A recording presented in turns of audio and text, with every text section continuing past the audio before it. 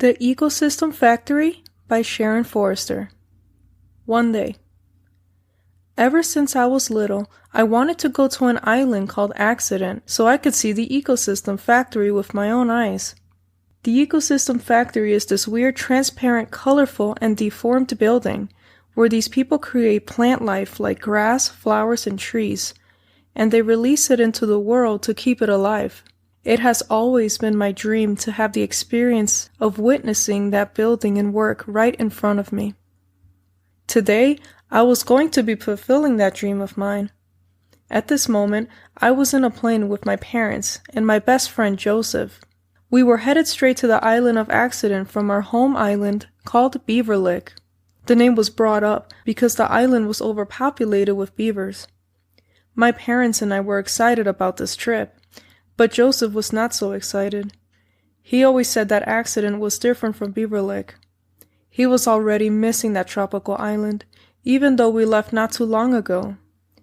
This was a vacation though, so he shouldn't have been so sour about coming if he wanted to come with us. I looked at Joseph, who was staring out the window.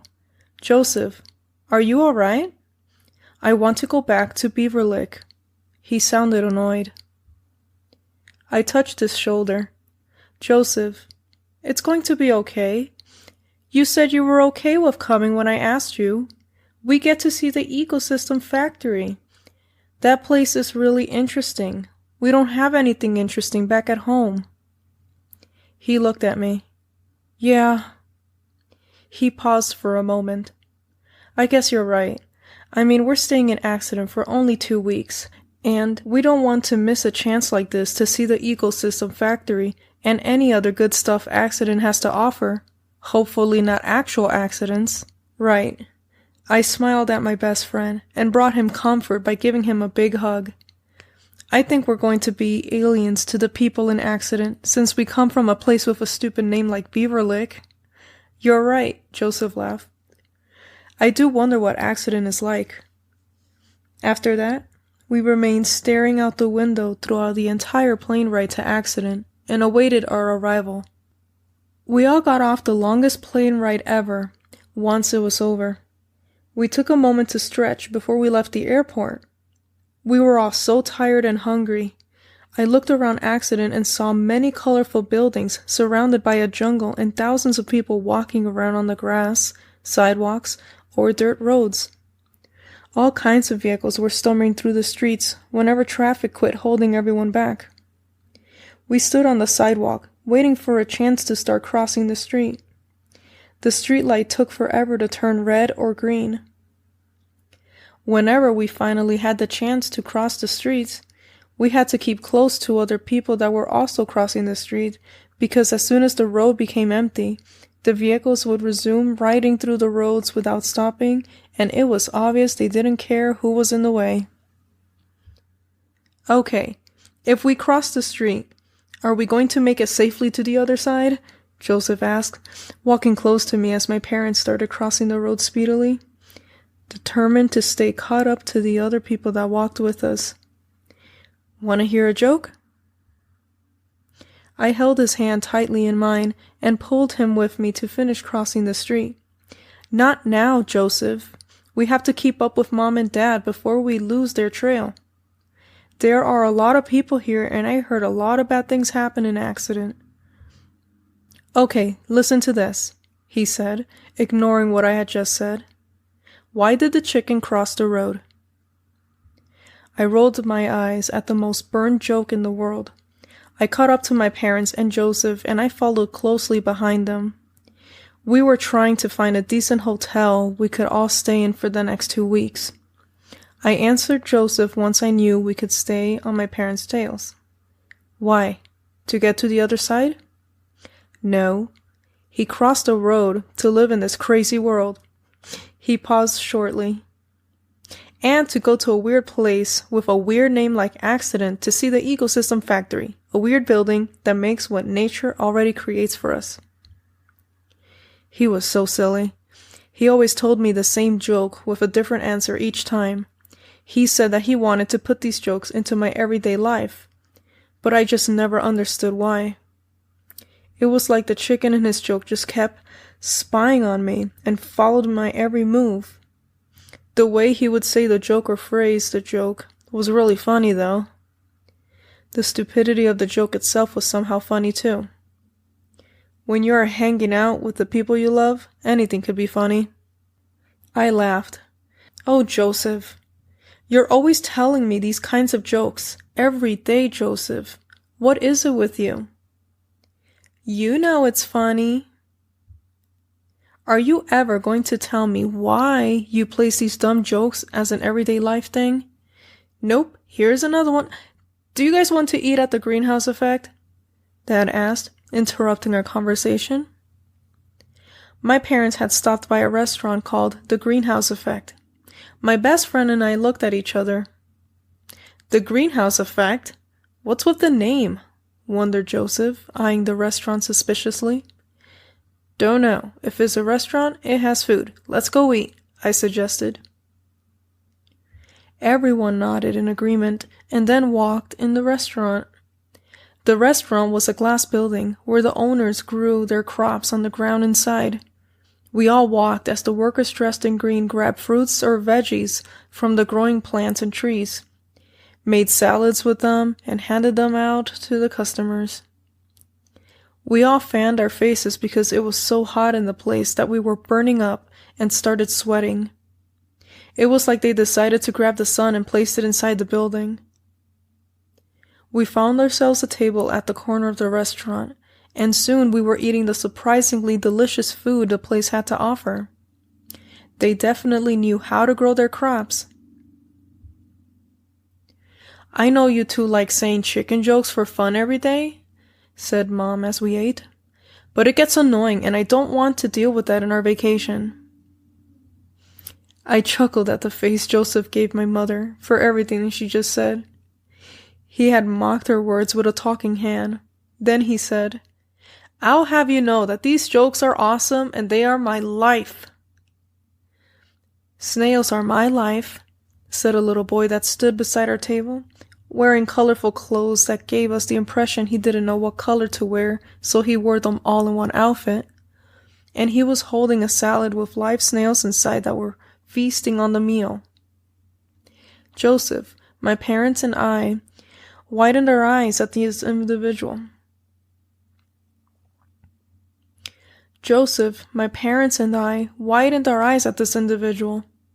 You eat snails?" I asked fearfully. "All day, every day," the child replied. I couldn't tell whether he was kidding or not. "Don't you?" "No, honestly, I think that's really creepy." "You're lost, lady." Joseph tried to lighten the mood. "Hey kid, want to hear a joke?" I slapped my forehead with a tiny smile and chuckled to myself. What happened a moment ago was forgotten. Oh boy. "Okay," the kid said with interest. "Why did the chicken cross the road?" Joseph asked. "To get to the other side?" the boy replied questioningly. He was less interested now that he heard the question of the joke. "No, he crossed the road to destroy the ecosystem factory for his own selfish reasons." Joseph started laughing hard at his own joke like it was the funniest thing in the world. The child took a whole minute to laugh and soon the laughter faded. It was clearly fake laughter. "That's not funny. Go and jump off a cliff." He walked away. I was smirking at Joseph when he looked at me with a smile. "That's not funny." "Still is to me. That guy seems like a really nice kid."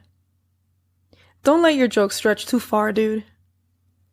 "And don't get too close to people here," instructed my mother. "I have a strange feeling about this place." "Now don't be like that, darling," soothed my father. "There's only one weird little boy. It doesn't mean everyone is like him just because we're visiting a foreign place." When we were done eating, we set off to find a good hotel to stay in. I wanted to do some research about the ecosystem factory before actually seeing it, so I couldn't wait to get on a computer while we got there. This was going to be the best vacation ever. The next day. It was early morning when I woke up from my deep sleep. I was excited about today because I was going to see the ecosystem factory. I got up from my bed and went to the computer room of the hotel to look up all the information the internet had about the ecosystem factory. I was about to enter the computer room and occupy a computer when a female hotel employee with leaves tied to her back like a cape and a flower crown on her head stopped me. "What's the problem?" I asked the female employee. "If you want to get to the flowered computers," the employee replied, "first you must kill the weeds." "Kill the weeds? What are you talking about?" The employee pointed to the computers, and I looked.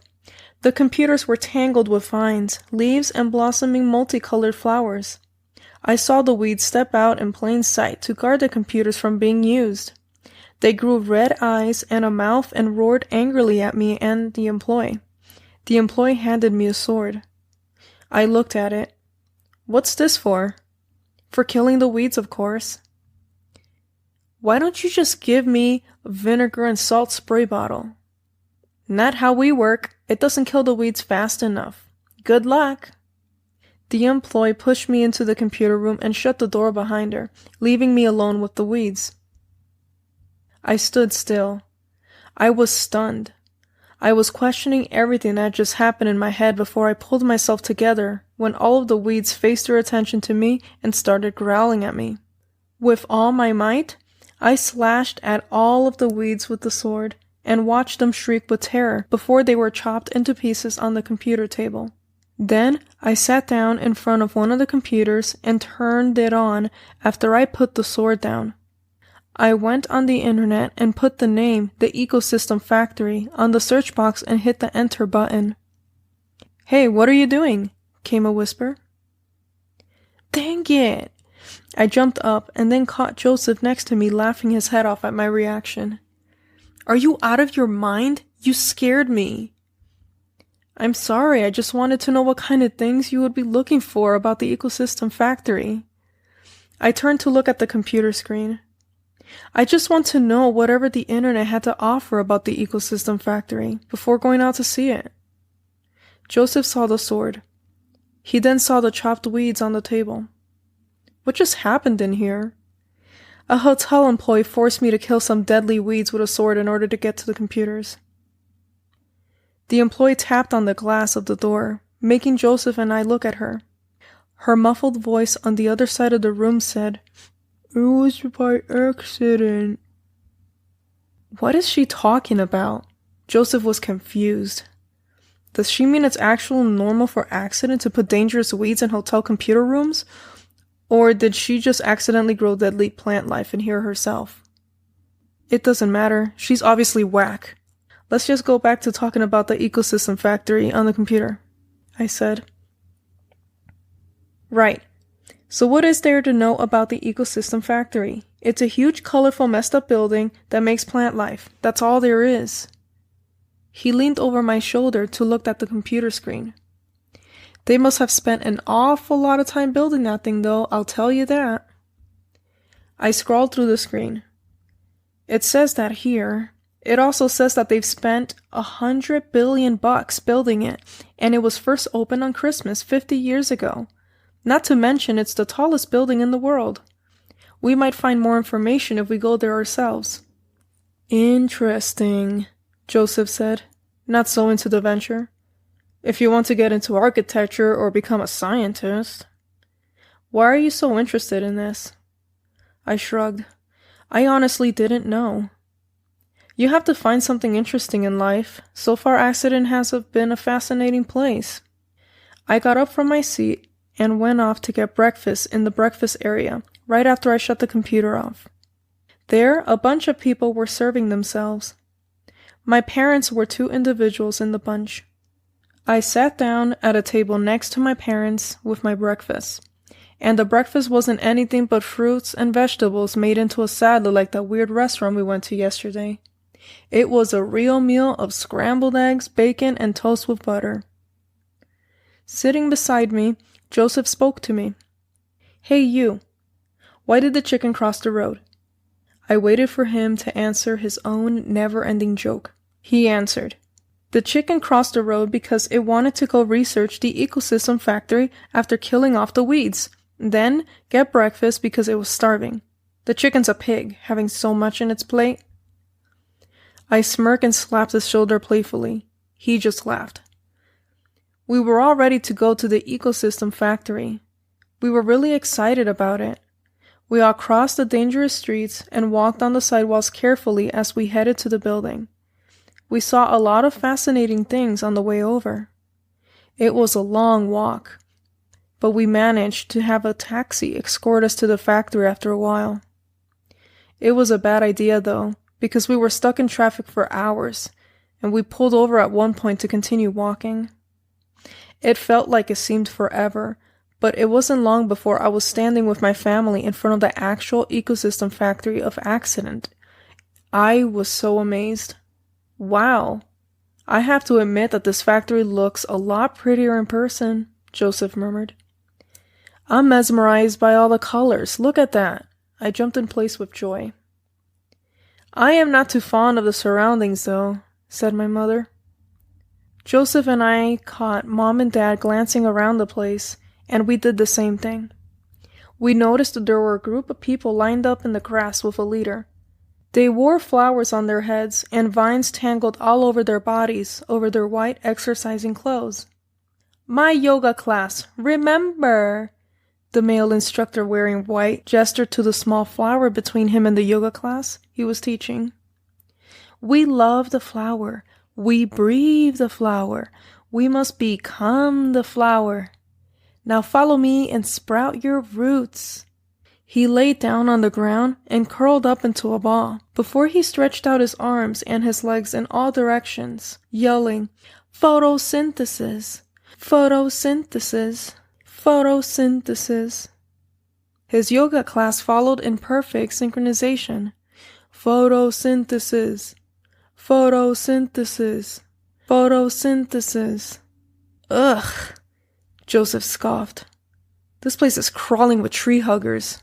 I looked around and noticed people wearing nature over their clothes, crawling on the ground, reaching for random tree trunks and hugging them as they yelled out different things. We must give fortunes to the trees. Oh, hail the great soil. Fill us with your wisdom, Mother Nature. Hello there. We all faced a boy with the multicolored outfit that we met in the restaurant yesterday. He was holding a small tank with snails inside. Hey, you're that kid that hated my joke, Joseph frowned. Because it was stupid. What are you doing here? I asked the kid. I am taking my snails out for a walk. Before you eat them? No, these are my pets. I don't eat my pets. We were all silent for a moment. The kid started whispering to his snails, and he pet their little heads.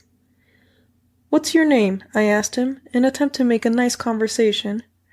The snail boy dressed in many colors. Catchy name, Joseph said sarcastically. You people are not from Accident, are you? I can tell by the way you reacted to seeing in person the ecosystem factory, which keeps the entire Earth alive. What island are you fellows from? Beaver Lick, answered my mother. The kid snickered. You spend time licking beavers? That's exotic. That's stranger than me eating snails that aren't my pets. No, Joseph raised his voice. It's called Beaver Lick because beavers happen to be our sacred animal. So the island happens to be extremely overpopulated with beavers, just like Accident is overpopulated with nature-loving freaks. The kid just blinked. I was relieved the child did not become upset, because Joseph was using a negative attitude in this conversation. Come on, guys, let's go, said my father. That was a good idea, so we all walked away before things got ugly. See you beaver lovers later, the kid waved us goodbye. We all went to the ecosystem factory. Upon entering the factory's building for the first time, I didn't realize how big the place actually was. I went up to the workers and couldn't stop asking them questions. I asked questions like why the building was made and how they came up with the idea and how they were able to produce so much plant life. The employers answered all my questions, while others got irritated with Joseph's chicken jokes. Something I never got about the chicken jokes Joseph strangled me with every day is that he always referred to me as the chicken in his jokes. His answers were always something I did, was doing, or was going to do. Like I said before, he related the answers to my everyday life. The only times he would say to get to the other side is when I accomplished something, but they were small little things. I always asked him why he did this, but he would always tell me that one day I was going to figure it out for myself.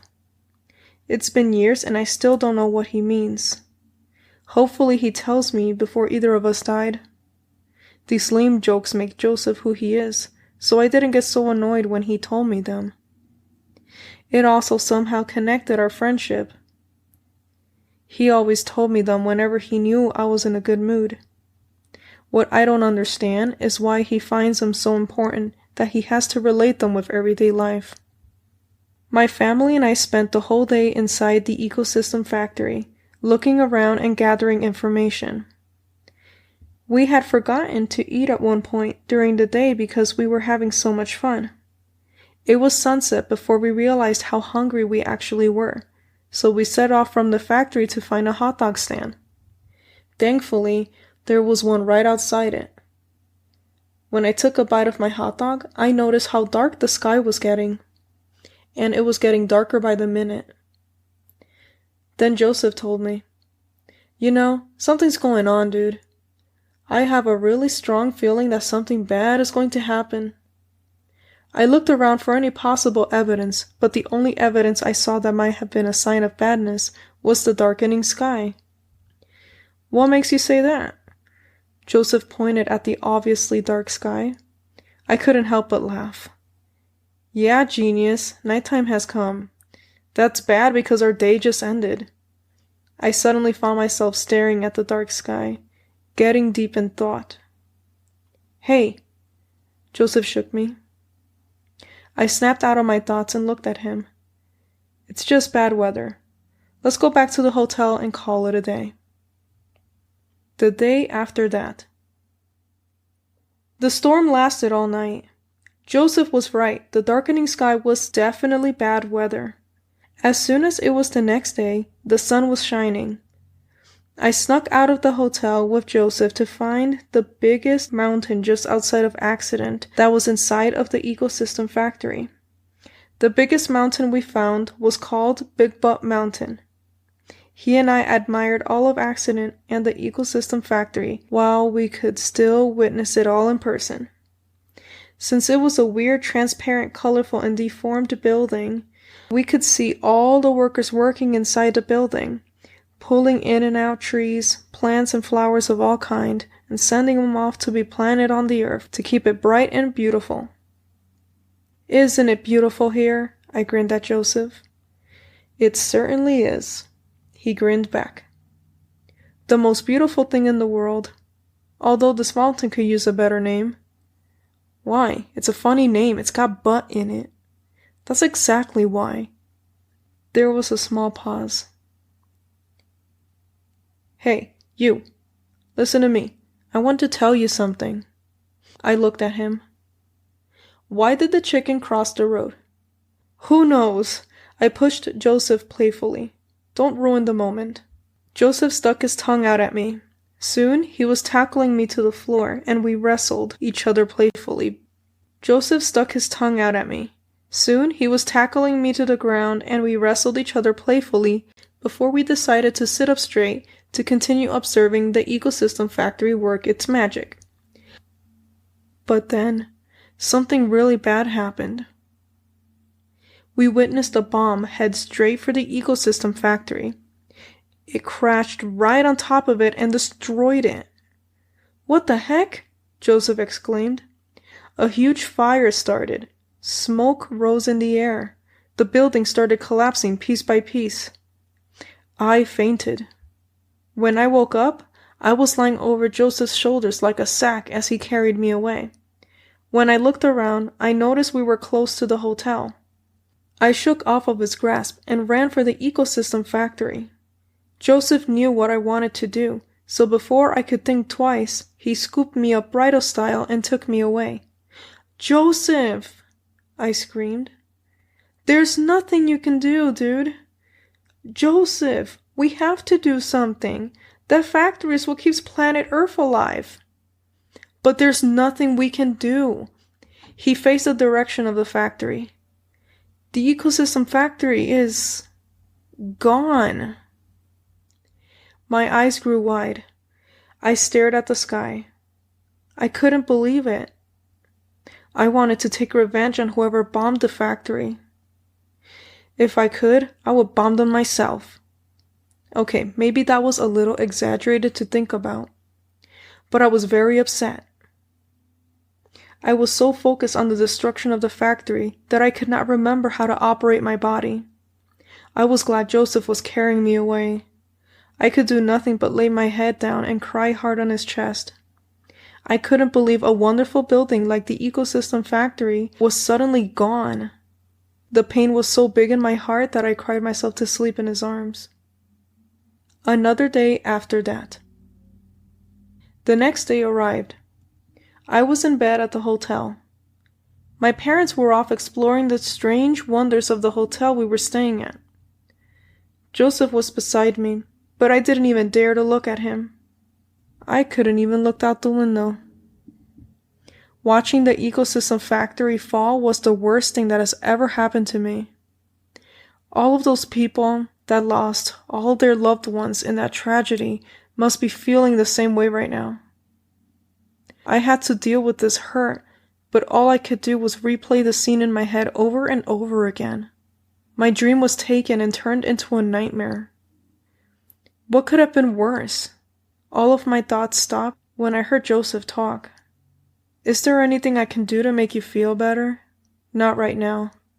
I heard my parents walk into the room. "Are you all right?" Mom asked me. I shook my head. "I'm really sorry, honey. That was a terrible thing that happened to everyone here in accident," I heard Dad say. "It was great to have family around you that was willing to sit down and make you feel better after a disaster." "Thank you, guys. I would like to be left alone now." My parents understood my hurt and left me alone in the room with Joseph. "Can I tell you a joke?" he suddenly asked.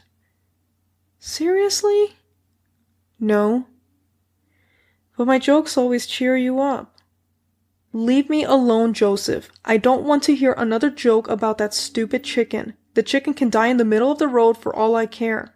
The chicken never crossed the road, okay? She took many stupid adventures and died in the road, so just stop." "You said she." "I knew you'd refer to the chicken as yourself one of these days."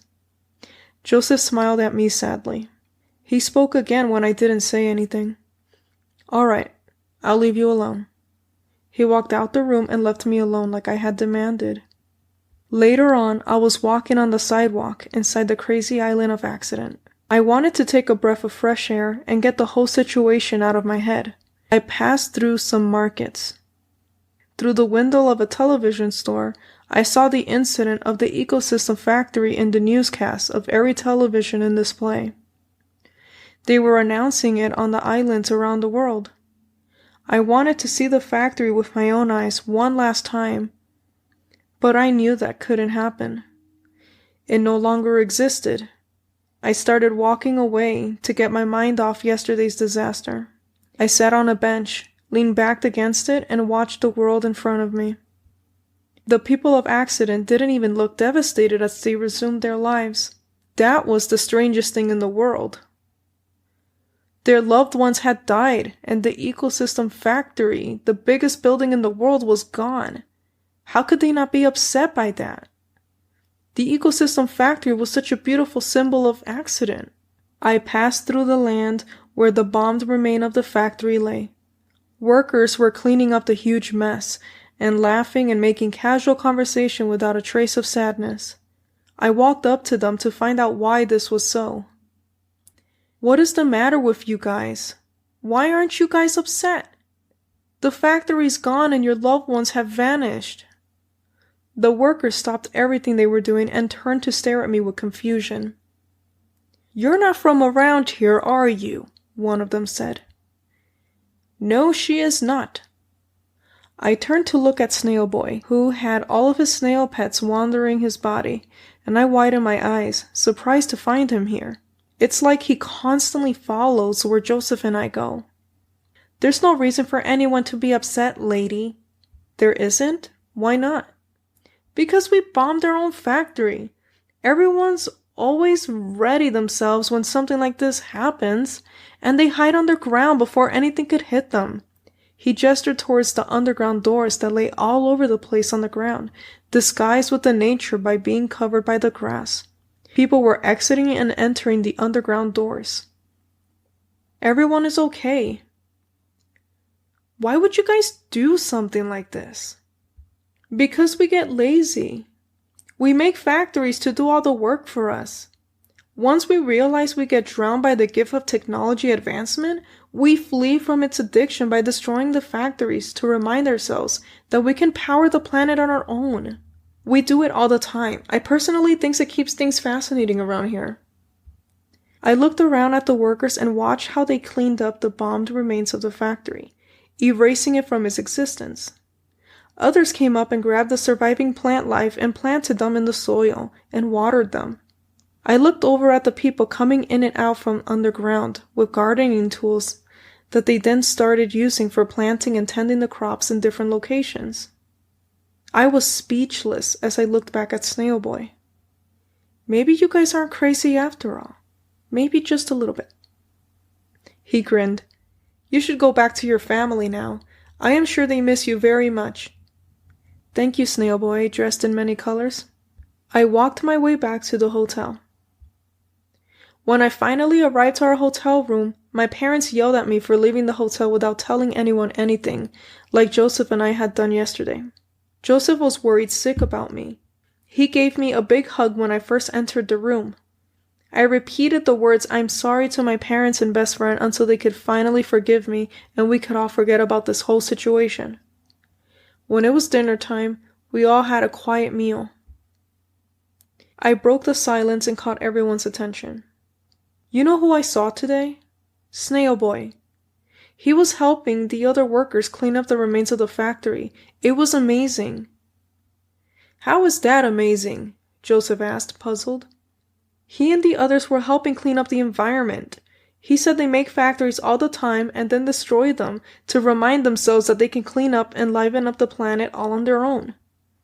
Joseph and my parents were shocked to hear this. "Maybe that kid isn't so bad after all," Joseph smiled. "I owe him an apology for being so bitter." "Let's look for him tomorrow," I suggested. "He seems really cool." Another day after that previous one. My parents decided to go off to continue exploring the strange island of Accident. Joseph and I were outside at the porch of our hotel room, looking out at the world that is the island of Accident. The sight of Accident is beautiful, isn't it? I had on a look of confusion when I turned my attention to Joseph. "I thought you hated Accident because it was different." Joseph looked at me for a moment. Thinking, he shook his head. "No, I don't. I love Accident. Sometimes different is good." I nodded in agreement. I was surprised at his change of mind. I may have been mad that we were leaving Beaver Lick, but I don't hate Accident. I guess I was just sad and nervous about missing home for the next 2 weeks. After everything that has happened, I can't bear to spit hatred about Accident. Everyone would think that our home is different with the beaver idolizations we have there. I think everyone here has it bad enough with their strange custom of plant loving. Yeah, no kidding. We both stared outside the porch to get a good view of Accident before we exited the hotel and walked along the streets and nature of the odd land. We watched as people everywhere continued to perfect the island in its natural beauty. We walked silently for a long time. "Accident sure is spectacular," I finally said. "Yep." Joseph pointed at a distance. "Look over there." I looked to where he pointed and found Snail Boy taking care of some sort of snail sanctuary in a beautiful garden filled with fungi and algae. The snails were crawling freely all over the place in the many handmade formations made out of different plants fit for the snails. "Hey, buddy," Joseph called out, getting the kids' attention. "What are you doing?" Snail Boy paused from feeding the snails algae on his knees and stood up to walk up to us. "I am tending my pets." "Oh, goody. Which ones do you eat and which ones do you keep?" "I don't eat snails," he giggled. "I was joking that day at the restaurant." "What? But they were all over your salad." "They were eating what I left over from it. They love fruit and veggie salads. Like I told you, snails are my pets." "How many snails do you have exactly?" I asked with curiosity. "About 903. I am shooting for 1,000. "Wow, good luck with that," Joseph chuckled. Then he rubbed the back of his neck nervously. "Listen, kid. I wanted to apologize for the way I've been acting with you." "It's okay, Joseph. I think I was also rude. It's good to meet cheerful and positive people." "Thank you. You're the first to say that." "You were trying to be funny, even though you're really not. Although it's pretty funny thinking about that now, because you pretty much predicted the destruction of the ecosystem factory, even though it was previously planned, except no one had a selfish reason behind it." "Wow, that's nice. Hey, one question occurred to me." "Yeah? Why is this place called Accident? This odd island? Because it was built by accident." "Wow, I didn't see that coming." "It's no big deal of a story," said the little boy. "An underwater plant life grew taller than its original neighbors that surfaced the water and laid on the rocks, slowly creating this big island over time. I guess by accident. That and the original founders just really liked the name for it." "Wow," I said, astonished. "That is something else." He nodded. "Everyone's trimming the trees because this place has been getting a little too crowded lately." He nodded. "Everyone's trimming the trees because this place has been getting a little too crowded lately. They're also planting seeds where the factory used to be. Do you and your lady want to help me with my snails? I found more snails hidden under the dirt.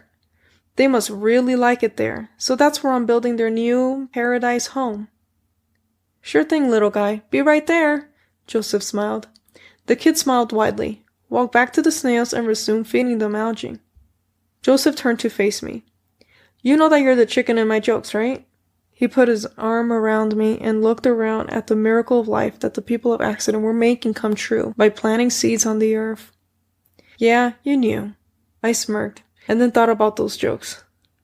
Why am I the chicken in your jokes? Why do you repeat the same question and give different answers? Why? Just tell me already. I need to know.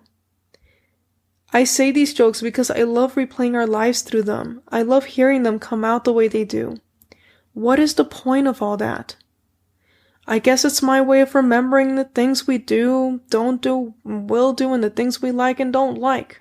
I see life as a giant road that we're still crossing. You started the day you're born, and you've traveled through it until the day you die.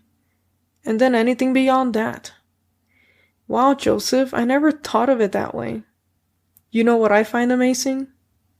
I waited for the answer. You. You've hit so many obstacles, yet you don't let them keep you down. You keep crossing. There's always been a goal in your life you never gave up on. You're just that amazing. You always wanted to see the ecosystem factory. You finally got to see it right before it got taken down. You've already crossed the road for one dream, but you're still crossing it for another. I smiled at his words. Now I understood his burned jokes in its entirety. It was such a huge meaning for such a lame joke. This was the best joke I've ever heard. It was probably cheesy to say that. Joseph and I hugged each other for a long time. It was really sweet of him to keep this to ourselves. It was really sweet to know how much he valued our lives and our friendship. Thank you so much, I said. You know, I have hope for Accident. I know that they will build another factory that will be as good as the ecosystem factory. Joseph nodded in agreement. Definitely. There was a pause. And then? Tell me. Tell you what? Why did the chicken cross the road? Joseph grabbed my face and looked right into my eyes. His massive grin told me he was ready to laugh. To get to the other side! I smiled happily at him, for I knew exactly what he meant by that.